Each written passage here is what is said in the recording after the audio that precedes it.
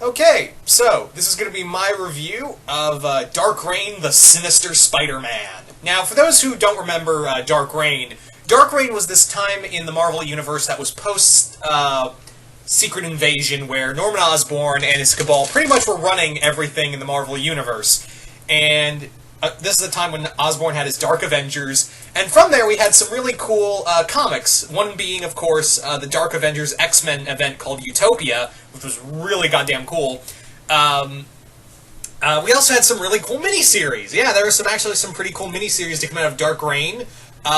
We had Dark Reign Hawkeye, which was done by Andy Diggle, and yeah, that one I think was really cool. I really want to read the Ares Dark Reign tie-in written by Karen Gillan. I really want to find and read the Ares comic by Karen Gillan. But for now, let's talk about the Sinister Spider-Man, which is a Matt Gargan Venom story written by Brian Reed and artwork by Chris Bocciolo and Robert Diazlov, I believe the other name is for the other artist. So yeah, we have two artists, and I'll get to the art in a moment. But here's the thing. This is kind of funny because I got this comic because I like some of the Dark Reign tie-ins, and I was kind of in a Venom mood because this was shortly after I got this comic shortly after the third Venom trailer came out. And while I'm still like half and half on that movie, I'm like, you know what? I want to read some more Venom. And it's also kind of funny that I have more Matt Gargan Venom comics than I do Eddie Brock Venom comics. It's really fucking weird. And Matt Gargan, here's the problem with Matt Gargan as a character as Venom.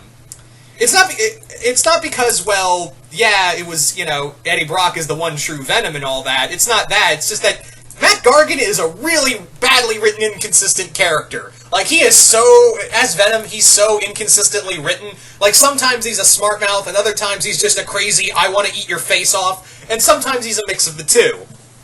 He's a vastly inconsistently written character in his time as Venom. So, glad those days are over, and he's back to being weirdly, inconsistently written Scorpion. Just saying.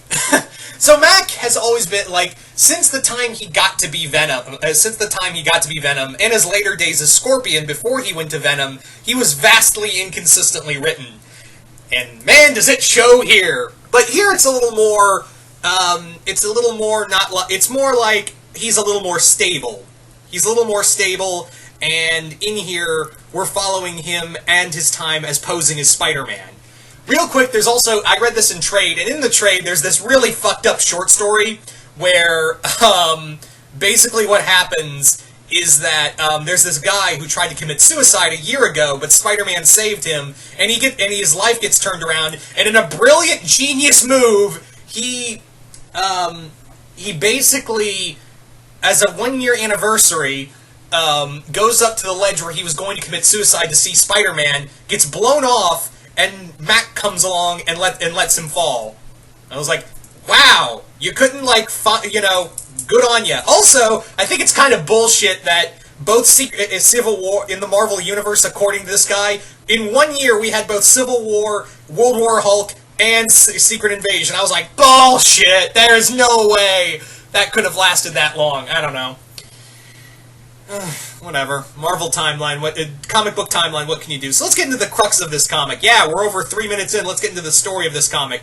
So the story is just that Matt Gargan is living it up as pretending to be Spider-Man and eating people. He's going around eating people, stealing their money, and fucking all these women. That is the whole point of this comic, is that he is just going around, living it up as Spider-Man, pretending to be Spider-Man in Osborn's Dark Avengers, and fucking murdering people. Fucking murdering people. And Brian Reed was one of those writers who I don't know what Brian Reed does now, but Brian Reed was one of those writers who looked like he was going to be like the next big thing. He was one of those Marvel writers who looked like he was going to be the next big thing, but I guess something fell through. I don't know where that dude is now, but yeah, he actually has a really good, fun voice. Like, he really knows how to write comedy, as well as, written comedy, as well as physical comedy in here. And something I never understood is that, why don't people realize that this is Venom and not Spider-Man? I don't get it. Like, because multiple times, and not just in here, but like in, like in Utopia, you clearly see him, Spider-Man, Mac turn into go full Venom. Like, he turns into a hulking Venom thing, and people are around. Well, then again, Venom was on the Thunderbolts, so I guess that's fine. Or people are just stupid, I guess. Anyway, so there's not really a lot to talk about with this comic, other than you've got Mac, who is trying. The main crux of this is that he's trying to get back and ruin J. Jonah Jameson's life. Remember, Jameson was the one who was mainly responsible for him becoming the Scorpion and ruining his life. So Mac, now in a position of power, is like, yeah! And keep in mind, this is also when Jameson was the mayor. And we had that dumbass Dexter Bennett in charge of the Daily Buglers. He called it the DB. Man, whose fucking idea was to let that, have that character around? Because, Jesus Christ, that was what a pain in the ass. I'm glad he's gone. Anyway, where was I going with this? But yeah, the main crux of this is, like I said, he's trying to ruin Jameson as the mayor, and throughout this comic, we have him, sleeping with multiple women, killing said women, and dumping a dead stripper in Jameson's apartment, and also, starting a gang war, and also being chased by this villain who calls himself the Redeemer, with all these D-list Spider-Man villains, or made for this comic villains, like Dr. Dementoid and Dr. Everything, who's a parody of Dr. Manhattan. And it's funny, because in the artwork, it has a censored bar over his junk. It's hilarious. So there's not really much to this comic other than... there's actually the 4th issue is called, What the Fuck Is This Shit All About? Yeah, that's literally the title of the 4th issue in this comic. There's also a great moment where Bullseye and Daken, who are sent by Osborn to kill Mac because he's causing too much trouble, where Bullseye throws a poodle into Mac's face. Yeah, a poodle into his face.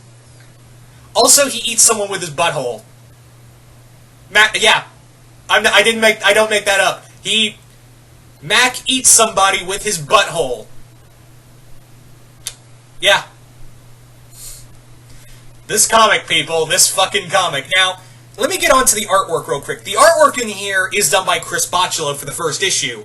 But throughout this comic, and it gets really jarring, is that it switches between Bachalo and Diazlov. I hope I'm saying that last name right. And it really shows. Like, Diazlov is trying to be Bachalo, but it's failing. It kind of fails miserably. And it gets so goddamn jarring when it bounces back and forth between Bachalo and Diazlov, because it's not like he's trying to copy Bachalo. Really, he's trying to. I'm sorry for stumbling over my words, but it's failing miserably here. Oh boy. So that's the problem, is that the artwork's inconsistent. This isn't like a major story. Also, if you're looking for like a deep character thing with Mac, you're not. It's just him. Also, there's a fun little moment at the beginning and the end of this comic where he's parroting the Spider-Man movies and making it his own thing. Yeah, it's hysterical. And that's the main crux of this comic, is that it's fun and insane and dark. Like, I'm surprised Brian Reed didn't get to write Deadpool. I'm really surprised he didn't get to write Deadpool, or maybe he did and I just didn't read it. But anyway, yeah. This isn't like a deep character thing. I still prefer, of the 2 Dark Reign tie-ins of the Dark Avengers I have, I still think the Hawkeye one by Andy Diggle is still the best of the 2. This one, if you're just looking for fun, insane Venom stuff, sure, why not? But it depends on how much you like Mac as a person, which not a lot of people do, so keep that in mind. So yeah, there you go, guys. That is pretty much my review of Dark Reign, the Sinister Spider-Man. If you've read it, comment below, let me know. Did you guys like it? Did you guys hate it? Also, did you guys like Mac Gargan as Venom, or do you prefer him back to being Scorpion? Curious to see what you guys have to say about that. And once again, hope you all enjoyed this review, and I will see you guys later.